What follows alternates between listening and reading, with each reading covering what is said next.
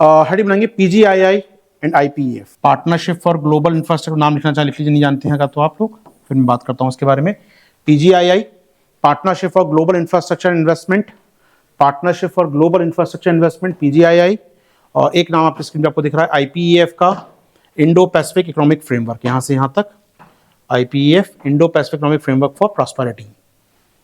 तो आईपीईएफ और पीजीआई का समिट हुआ सैन फ्रांसिस्को में, वहां गए हमारे पीयूष गोयल साहब, भाग लेने पहुंचे वहां पर।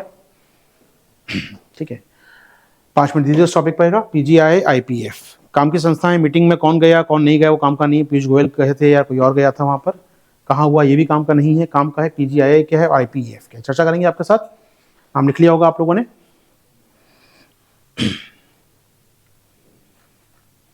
Okay fine, let's start. बात करते हैं पीजीआई के बारे में, partnership of global infrastructure PGI. देखिए पीजीआई G7 देशों का इनिशिएटिव है। अमेरिका और जो बात 6 देश जो दुनिया के विकसित देश हैं उनकी बात हो रही है यहाँ पर, 7 देशों का ग्रुप है G7। इन्होंने चाइना के जो प्रोजेक्ट चलता है BRI परियोजना, belt and road initiative, one belt one road initiative, चीन का जो एक उधार में फंसाने का जो प्रोजेक्ट है, डेप्ट ट्रैप में फंसाने का प्रोजेक्ट है चाइना का, कि आओ आपके देश को पैसा देंगे, अवसंरचना बनाएंगे और डेप्ट ट्रैप में फंस जाओगे तुम मेरे। तो चीन की जो BRI परियोजना है, चीन की जो सड़क बनाने की या जो बंदरगाह बनाने की परियोजना है, जिससे देश फंसते जा रहे हैं डेप्ट ट्रैप में, ऋण जाल में, श्रीलंका, बांग्लादेश, पाकिस्तान, नेपाल, यूरोप के कई देश फंस चुके हैं, उससे बचाने के लिए अमेरिका सहित दुनिया के G7 देशों ने प्रस्ताव दिया पीजीआईआई का, हम भी लगाएंगे बंदरगाह, हम भी बनाएंगे infrastructure, global partnership for infrastructure investment, नाम से स्पष्ट है, global partnership, partnership for global infrastructure. तो ये एक पार्टनरशिप होगी एक प्रकार से दुनिया के देशों में, ये G7 के देश फंडिंग करेंगे और वहां बंदरगाह, सड़कें, अवसंरचना आदि बनाएंगे। ठीक बात है, कोई समस्या नहीं है। कुल मिला के चाइना के BRI के वर्सेस में खड़ा है पीजीआईआई। चलिए अब यहां पर समझेंगे इसका उद्देश्य क्या होगा। पहली बात तो ये, क्या लोन पैसा खुद देंगे? जी नहीं, खुद पैसा नहीं देंगे, ये दिलवाएंगे पैसा वर्ल्ड बैंक से या ग्लोबल MDB या मल्टी डेवलपमेंट बैंक जो होते हैं, बहुपक्षीय विकास बैंक दुनिया भर में जो तमाम सारे हैं, वो मदद करेंगे दुनिया के देशों की, इसमें डेप्ट ट्रैप में फंसने की संभावना नहीं होगी। तो बहुपक्षीय विकास बैंक लाइक वर्ल्ड बैंक जो संस्थाएं हैं, ADB है जैसे कि वर्ल्ड बैंक है, ये मदद करेंगे आपको लोन देने में विकास के लिए, ना कि कोई देश ट्रैप में फंसाने का प्रयास करेगा, पहली बात। दूसरी बात, अगर हम नॉलेज करें तो पीजीआई का पार्टनर भारत है। जी हाँ, भारत बन चुका है पीजीआई का पार्टनर। अभी आपको याद होगा जब G20 समिट था तो भारत ने एक प्रोजेक्ट पर साइन किया था, जिसके तहत हम कहां से कहां जा रहे थे, यूरोप तक जा रहे थे। आपको याद हो, India Middle East Europe corridor, India Middle East Europe corridor, Bharat मध्य पूर्व यूरोप गलियारा, जिसके तहत भारत को जोड़ा जा रहा है पूर्व यूरोप से। इंडिया, उल्टा लिख दिया मैंने, India Middle East Europe corridor, IMEC corridor, जो जाएगा मुंद्रा गुजरात से, बंबई से होता हुआ यूरोप, दुबई होकर पहुंचेगा, वो इजराइल होता हुआ पहुंचेगा यूरोप तक। इस कॉरिडोर की फंडिंग कहां से आएगी? इसी पीजीआईआई से आएगी। जी हाँ, G20 देशों में अमेरिका ने कहा फंडिंग करेंगे आपकी, इसमें मदद करेंगे आपकी। तो IMEC की फंडिंग हो रही है पीजीआई से, इंडिया के काम का है पीजीआईआई। अब पीजीआई की मीटिंग हुई कहां पर? सैन फ्रांसिस्को में। तो इंडिया पार्टनर है, जाना पड़ेगा आपको मीटिंग में, वहां पर इंडिया की ओर से पीयूष गोयल साहब का है। ठीक, कोई समस्या नहीं है। ये तो हुआ पीजीआईआई, जिसको एक प्रकार से कॉम्पिटिशन माना रहा है चाइना का।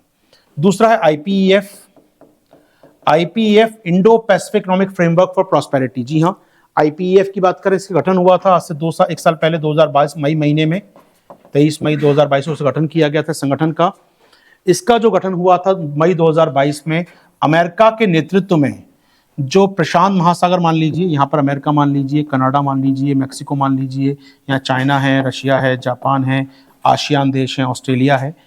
अगर हम बात करें तो इंडो पैसिफिक यानी कि जो हिंद प्रशांत के देश हैं, जो छोटे आइलैंड्स हैं, आसियान है, ऑस्ट्रेलिया है, जापान है, ये सब आ रहे हैं अमेरिका के साथ, 13 और देश। तो कुल मिला के 14 देशों का संगठन आईपीईएफ, 14 देशों का संगठन है आईपीईएफ। ये जो 14 देश हैं, 4 काम करने के लिए जोड़ रहे हैं। आईपीईएफ के 14 देश 4 चीजों में समझौते कर रहे हैं, 4 पिलर कह लीजिए, 4 स्तंभ कह लीजिए, समझौते के 4 चीजें साथ में करना चाहते हैं। आइए एक बार देखते हैं, ट्रेड से लेकर सप्लाई चेन से लेकर आपकी चारों चीजों की बात चर्चा मैं कर दूं। यहाँ पर चारों में चर्चा लिख देता हूँ यहाँ पर, कोई बात नहीं। ग्लोबल ट्रेड को बढ़ावा देना चाहते हैं, व्यापार को बढ़ावा देना चाहते हैं ये लोग। स्वच्छ ऊर्जा को बढ़ावा देना चाहते हैं चारों या 14 देश स्वच्छ ऊर्जा को बढ़ावा मिले। ये चाहते हैं आपका टैक्स इवेजन, कर चोरी को रोका जाए, टैक्स इवेजन को रोकें, कर चोरी को रोकें, गुड गवर्नेंस प्रदान करें, अच्छा प्रशासन प्रदान करें, ये चाहते हैं ये लोग। और सप्लाई चेन, आपूर्ति श्रृंखला को बेहतर करना चाहते हैं। यानी कि अमेरिका कह रहा है भैया आप ही के उन देशों में निवेश करेंगे जो हमारे मित्र राष्ट्र हैं। अमेरिकन कंपनियां अगर मान लीजिए निवेश करना चाहती हैं बाहर, तो कहाँ निवेश करें? जो मित्र राष्ट्र हैं, ना कि उन देशों में करें जो उनके एनिमी कंट्री हैं। तो एक प्रकार से मित्र राष्ट्रों में 14 देशों में निवेश होगा आपस में, अमेरिका की कंपनी वही निवेश करेंगी मित्र राष्ट्रों में। इसको बोलते हैं आजकल फ्रेंड शोरिंग शब्द चलता है, फ्रेंड शोरिंग, फ्रेंड शोरिंग। इसका हिंदी मत कीजिएगा। अब कहते हैं ना अब तटीय या अब ऑफशोरिंग या अब तटीय बोलते हैं हम लोग, ऐसे बोल रहे हैं फ्रेंड शोरिंग, यानी मित्र देशों में, तट के पार मित्र देशों में जाके निवेश करना। अमेरिका की कंपनियां आपके अपने तट के बाहर निकलेंगी तो कहां जाएंगी? उस देश में जो उनका मित्र राष्ट्र है वहां जाके निवेश करेंगी। फ्रेंड शोरिंग बोलते हैं इस कॉन्सेप्ट को हम लोग।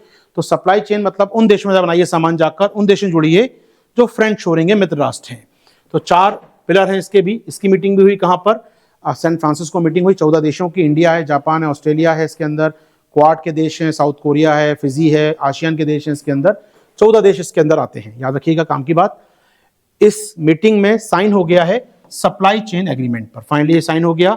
भारत ने ट्रेड को ज्वाइन करने से मना कर दिया, बाद में का मुक्त व्यापार नहीं करना मुझे आप लोगों के साथ।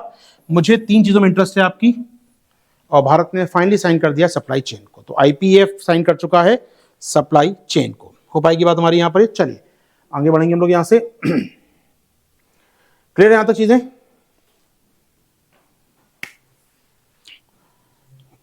कोई प्रश्न, कोई डाउट? चलिए आगे बढ़े, चलिए आगे चलते हैं। तो ये है चारों पिलर आपके। तो इनकी मीटिंग हुई, पीजीआईआई की मीटिंग हुई, और मीटिंग हुई यहाँ पर आईजीएफ के बारे में, ठीक है, आईपीएफ के बारे में। तो ये याद रखिएगा G7 देशों का कॉन्सेप्ट था पीजीआईआई का। G7 के देशों ने 48 G7 समिट हुआ था, वहां इसका उद्घाटन किया था।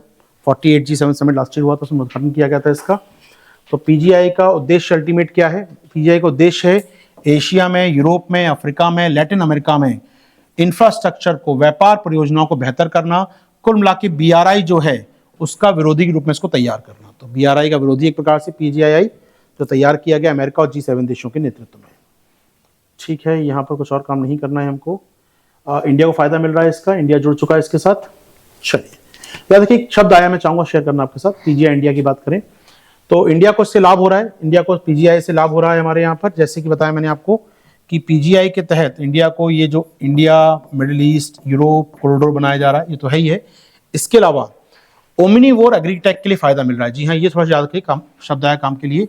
ओमनीवोर कृषि तकनीक क्या होती है?